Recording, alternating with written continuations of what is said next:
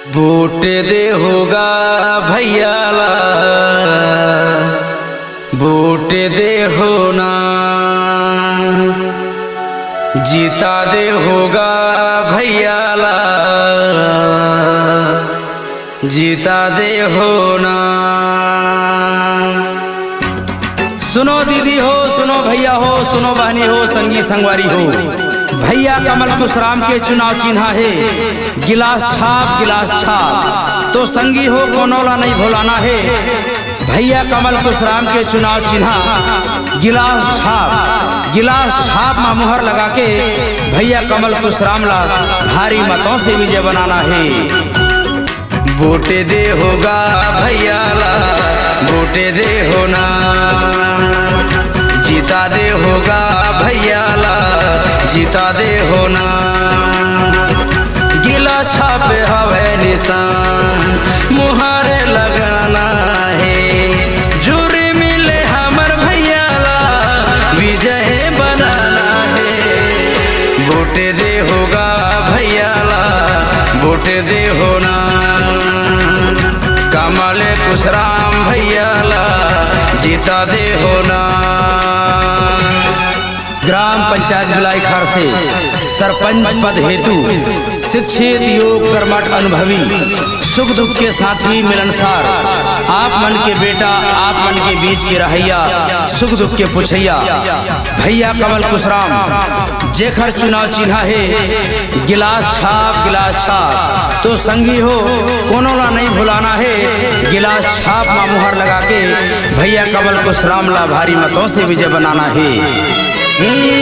गाँव में विकास हो ही जनता के सुनैया गा, भारी मत से विजय बनावो, सुनो दीदी भैया गा। गाँव के विकास हो ही जनता के सुनैया गा, भारी मत से विजय बनावो, सुनो दीदी भैया गा। सुख दुख के संगी एही ला जिताना है, गिलास छाप हवे निशान मुहरे लगाना है। वोट दे होगा भैयाला, वोट दे होना, कमल कुशराम भैयाला, जीता दे होना। गिलास छाप, गिलास छाप, गिलास छाप। तो संगी हो गिलास छाप, गिलास छाप, गिलास छाप। दाई हो, दीदी हो, बहनी हो, भैया हो, संगी संगवारी हो, तो कोनोला नहीं भुलाना है। अवैया 8 तारीख दिन शुक्रवार सुबह 7 बजे से 3 बजे तक आप सबोला मतदान केंद्र जाके गिलास छाप में मुहर लगा के भैया कमल कुशराम ला भारी मतों से विजय बनाना है। सुख दुख के पूछैया एही ला जिताना है, गिलास छाप हवे निशान मुहरे लगाना है।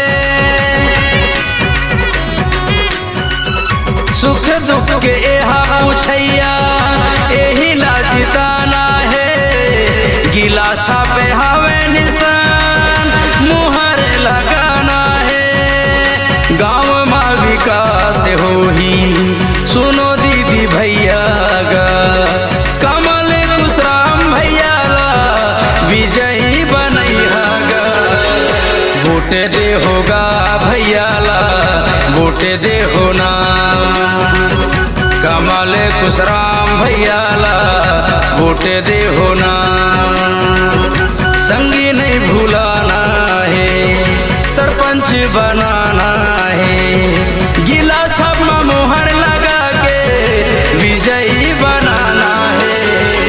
वोट दे होगा भैयाला, वोट दे होना, कमल कुशराम भैयाला, वोट दे होना।